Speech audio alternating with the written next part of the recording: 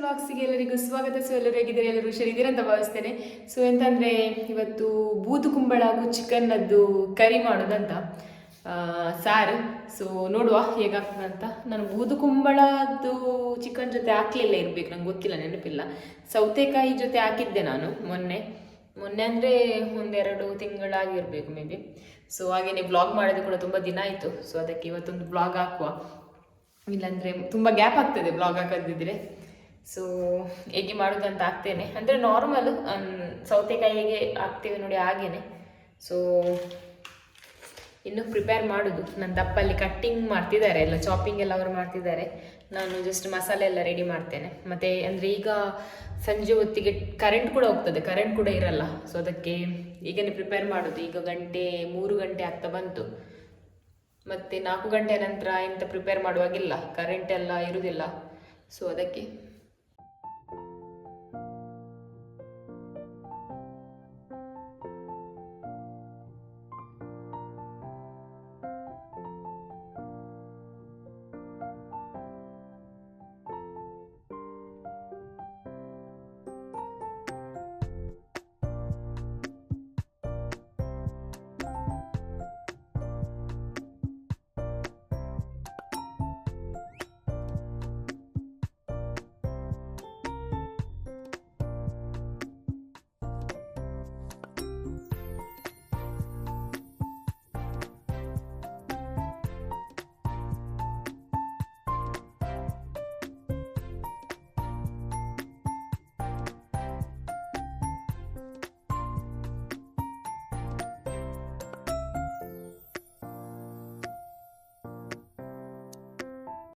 So ನೋಡ್ಬೋದು ಇಲ್ಲಿ ನನ್ನ ದಪ್ಪ ಎಲ್ಲ ಕಟ್ಟಿಂಗ್ ಮಾಡಿ ಇಡ್ತಿದ್ದಾರೆ.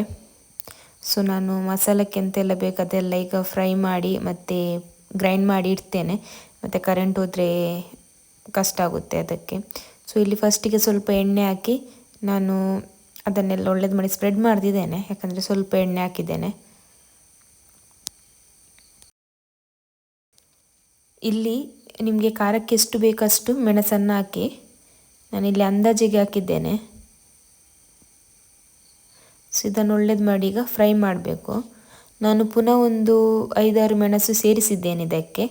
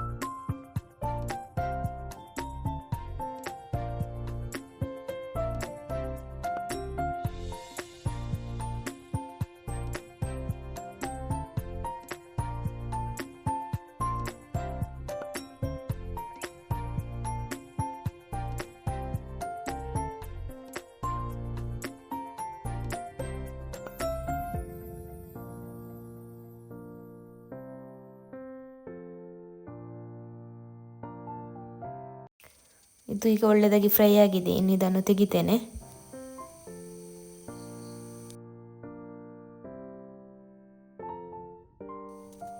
ಇನ್ನು ಇದಕ್ಕೆ ಸ್ವಲ್ಪ ಕೊತ್ತಂಬರಿ ಒಂದು 2 ಮುಷ್ಟಿಯಷ್ಟು ಹಾಕ್ತಿದ್ದೇನೆ.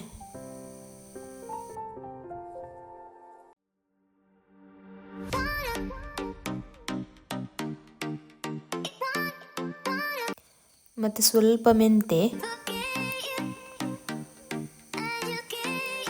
ಮತ್ತು ಸಾಸಿವೆ, ಇದನ್ನೆಲ್ಲ ನಾನು ಒಟ್ಟಿಗೆ ಹಾಕಿ ಇಲ್ಲಿ ಈಗ ಫ್ರೈ ಮಾಡ್ತಿದ್ದೇನೆ. ಗ್ಯಾಸನ್ನು ಸ್ವಲ್ಪ ಲೋ ಫ್ಲೇಮಲ್ಲಿ ಇಡಿ. ಮತ್ತು ಸ್ವಲ್ಪ ಜೀರಿಗೆ. ಈಗ ಇದನ್ನೆಲ್ಲವನ್ನು ಒಟ್ಟಿಗೆ ಫ್ರೈ ಮಾಡುವ. ಲೈಟಾಗಿ ರೋಸ್ಟ್ ಮಾಡಿದರೆ ಆಯಿತು.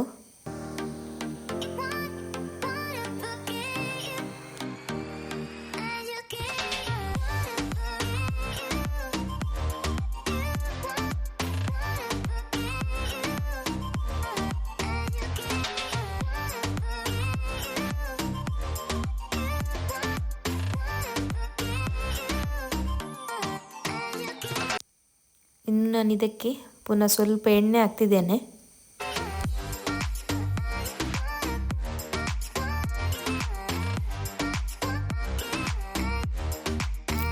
ಇನ್ನು ಇದಕ್ಕೆ ಕಟ್ ಮಾಡಿಟ್ಟಂತಹ ಈರುಳ್ಳಿಯನ್ನು ಮತ್ತೆ ಸ್ವಲ್ಪ ಕರಿಬೇವನ್ನು ಹಾಕಿ ಒಳ್ಳೇದು ಮಾಡಿ ಫ್ರೈ ಮಾಡಬೇಕು.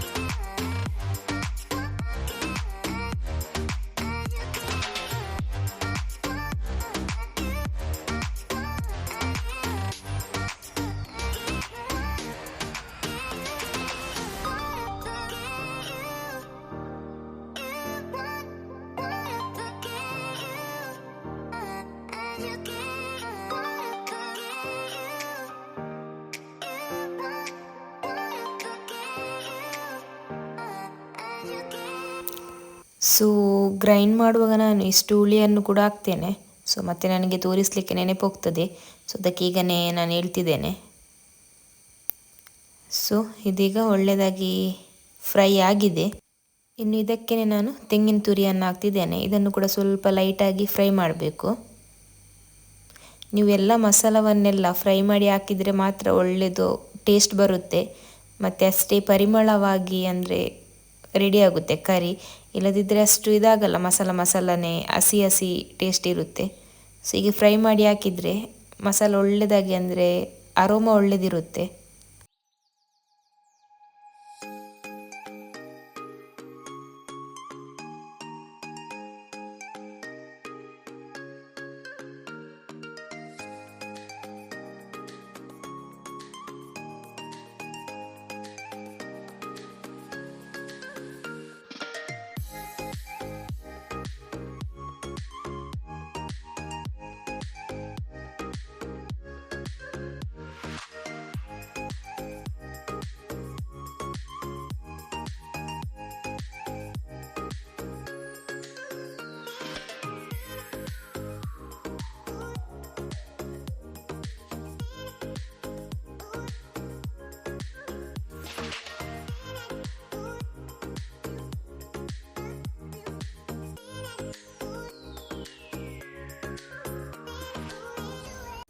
ಸೊ ಇದನ್ನೆಲ್ಲದನ್ನು ನಾನು ಪೇಸ್ಟ್ ಮಾಡಿ ಅಂದರೆ ಮಸಾಲ ರೆಡಿ ಮಾಡಿದೆ. ಸೊ ಹೀಗೆ ಸ್ಮೂತಾಗಿ ಗ್ರೈಂಡ್ ಮಾಡಿದ್ದೇನೆ. ಇಷ್ಟು ಥಿಕ್ನೆಸ್ ಇಟ್ಟರೆ ಸಾಕು. ಮತ್ತು ನಿಮಗೆ ಬೇಕಾದರೆ ನೀರು ಆ್ಯಡ್ ಮಾಡ್ಬೋದು ನೋಡಿ. ಸೊ ವೆದರ್ ಕೂಡ ಈಗ ಮಳೆ ಬರುವ ಹಾಗೆ ಇದೆ.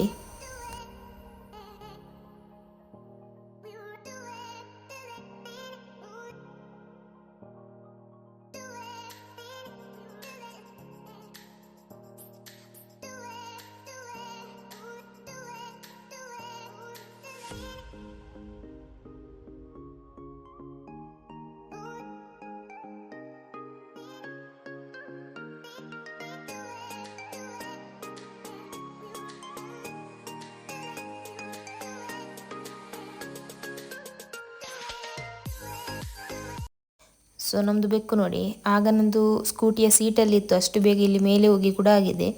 ಅಲ್ಲಿಂದ ಕರೀತಾ ಉಂಟು. ಅದು ಒಂದು ಕಡೆ ಕುಂತಲ್ಲಿ ಕೂರುವುದಿಲ್ಲ, ಎಲ್ಲ ಕಡೆ ಬಲಿ ಬರ್ತಾ ಇರ್ತದೆ.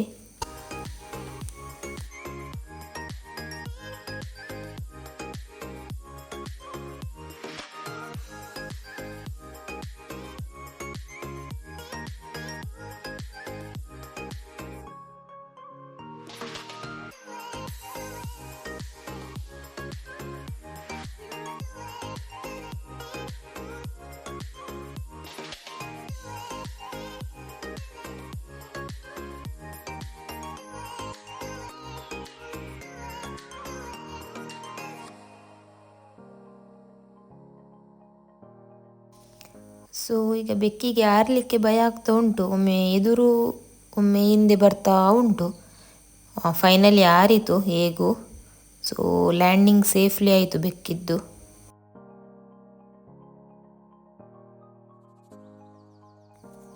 ಪುನಃ ಅದರದ್ದು ಅಲ್ಲಿಂದ ಕುಸ್ತಿ ನೋಡಿ, ಬೀಳಲಿಕ್ಕಿತ್ತು ಈಗ ಸ್ವಲ್ಪ, ಅಲ್ಲಿಂದ ಪುನಃ ಆ್ಯಕ್ಷನ್ ಅದರದ್ದು. ಸೊ ಬೆಕ್ಕು ಇರಲಿ ಅದರಷ್ಟಕ್ಕೆ ಆಟ ಆಡಿ, ನಾವಿನ್ನು ನಮ್ಮದು ಪದಾರ್ಥ ರೆಡಿ ಮಾಡುವ. ಸೊ ಇಲ್ಲಿ ನೋಡ್ಬೋದು ಒಳ್ಳೇದು ಮಾಡಿ ಕ್ಲೀನಾಗಿ ಕಟ್ ಮಾಡಿ ಇಟ್ಟಿದ್ದಾರೆ. ತೊಂಡೆಕಾಯಿ ಕೂಡ ಉಂಟು ಅದರಲ್ಲಿ, ಸ್ವಲ್ಪ ಮಿಕ್ಸ್ ಉಂಟು. ಸೊ ಕುಕ್ಕರಲ್ಲಿ ಮಾಡ್ತಿದ್ದೇನೆ, ಅಂದರೆ ಕುಕ್ಕರಲ್ಲಿ ಮಾಡಿದರೆ ಸ್ವಲ್ಪ ಬೇಗ ಆಗುತ್ತೆ ಅದಕ್ಕೆ, ಇಲ್ಲದಿದ್ದರೆ ಹೀಗೆ ಮಾಡಿದರೆ ತುಂಬ ಟೈಮ್ ತಗುತ್ತೆ ಅದು.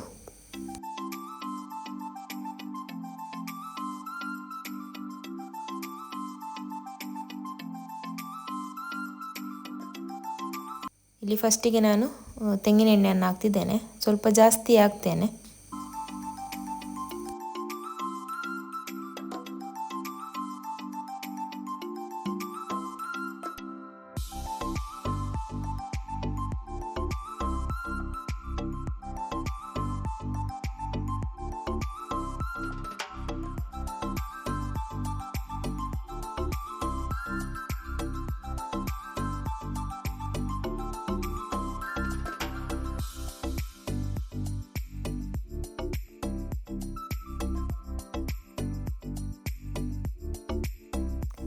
ಎಣ್ಣೆ ಬಿಸಿ ಆದಮೇಲೆ ನಾನು ಇದಕ್ಕೆ ಕರಿಬೇವನ್ನು ಹಾಕ್ತಿದ್ದೇನೆ.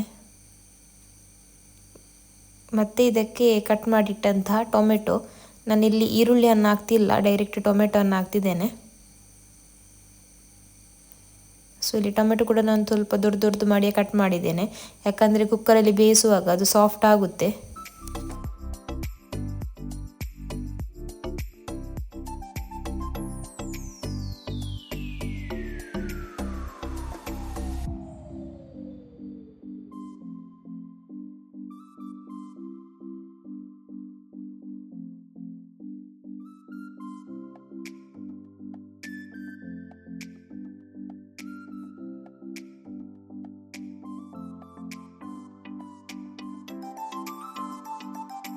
ಇನ್ನು ಇದನ್ನು ಹಾಕಿದ್ರೆ ಆಯಿತು. ನಮ್ಮದು ಬೂದು ಕುಂಬಳ ಹಾಗೂ ಅದರಲ್ಲಿ ತೊಂಡೆಕಾಯಿ ಮತ್ತು ಸ್ವಲ್ಪ ಬೆಂಡೆಕಾಯಿ ಕೂಡ ಇರಬೇಕು ಮಿಕ್ಸ್. ಸೊ ಇದನ್ನೆಲ್ಲ ಹಾಕಿದ್ರೆ ಆಯಿತು.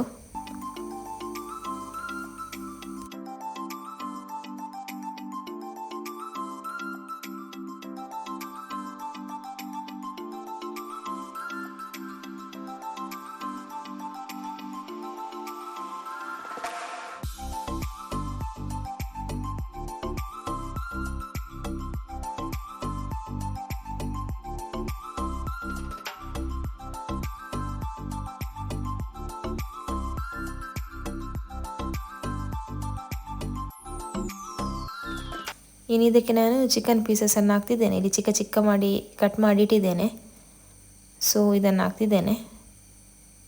ಅಂದರೆ ಎಲುಬಿದ್ದೆಲ್ಲ ಪೀಸ್ ಇದ್ದರೆ ಒಳ್ಳೆಯದು. ಇದು ಎಲ್ಲ ಬೋನ್ಲೆಸ್, ಎಲ್ಲ ಮಾಂಸದ್ದೇ ಪೀಸ್ ಇರೋದು, ಬೋನ್ ಇಲ್ಲ ಇದರಲ್ಲಿ. ಎಲುಬಿದ್ದಿದ್ರೆ ಅಂದರೆ ಟೇಸ್ಟ್ ಒಳ್ಳೆಯದಾಗಿ ಬರುತ್ತೆ.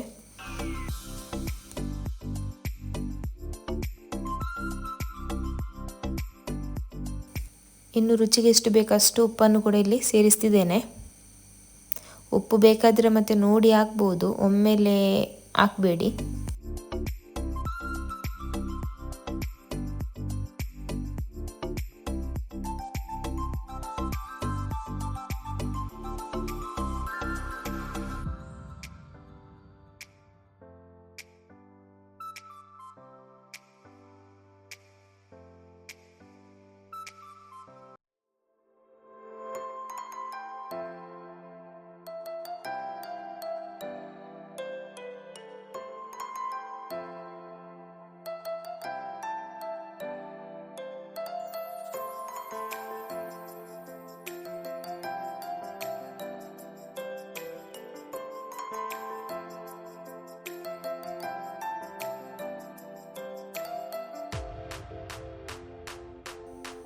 ಇದಕ್ಕೆ ಸ್ವಲ್ಪ ಅರಿಶಿನ ಹುಡಿಯನ್ನು ಕೂಡ ಸೇರಿಸ್ತೇನೆ.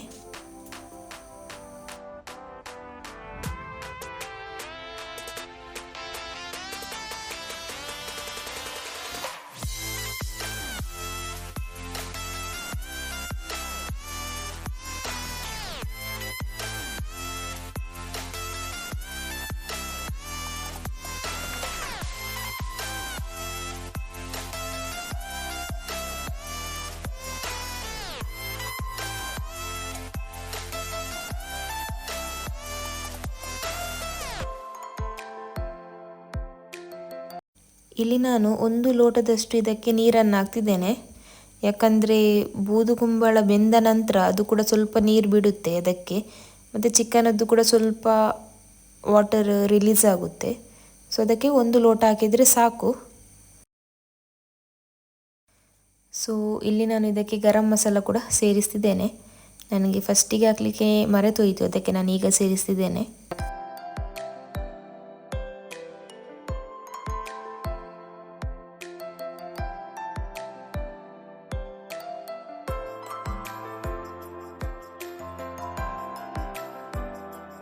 ಸೊ ಈಚೆಯಿಂದ ಕಬಾಬಿಗೆ ಕೂಡ ರೆಡಿ ಆಗ್ತಾ ಉಂಟು. ಸೊ ಇದರದ್ದು ನಾನು ಎಂಥ ರೆಸಿಪಿ ಹೇಳಲಿಕ್ಕೆ ಹೋಗಲ್ಲ. ಸೊ ಆಲ್ರೆಡಿ ಹಾಕಿದ್ದೇನೆ, ಸೊ ನೀವು ನೋಡ್ತಾ ಬನ್ನಿ.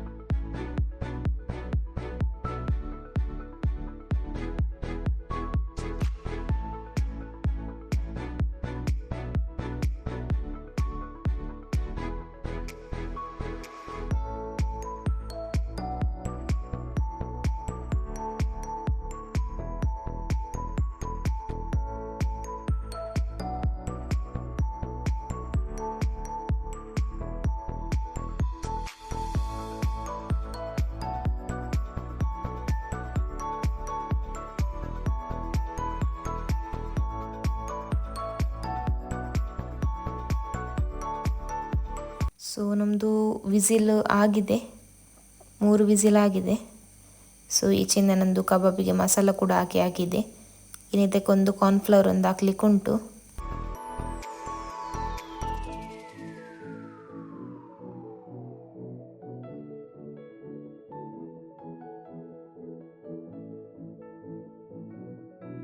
ಸೊ ಇದು 3 ವಿಸಿಲಲ್ಲಿ ಪರ್ಫೆಕ್ಟಾಗಿ ಬೆಂದಿದೆ. ಸೊ ಸ್ಮೆಲ್ ಅಂತೂ ಹೇಳುವುದೇ ಬೇಡ, ಒಳ್ಳೆ ಅರೋಮ ಕೊಡ್ತುಂಟು.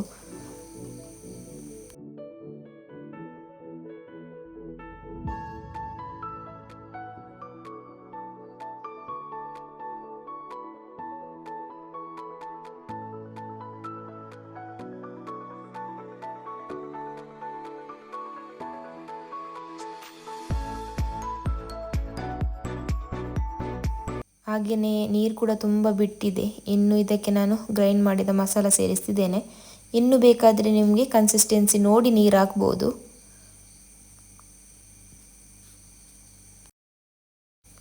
ಇನ್ನಿದನ್ನು ಒಳ್ಳೆ ಕುದಿ ಬರುವ ತನಕ ಹಾಗೆಯೇ ಲೋ ಫ್ಲೇಮಲ್ಲಿ ಇಡಿ. ಇವತ್ತಿನ ಈ ವಿಡಿಯೋ ಇಷ್ಟ ಆಗಿದ್ದರೆ ನನ್ನ ಚಾನಲನ್ನು please like, share and subscribe ಮಾಡಿ. Until then, take care, bye bye, see you in the next video.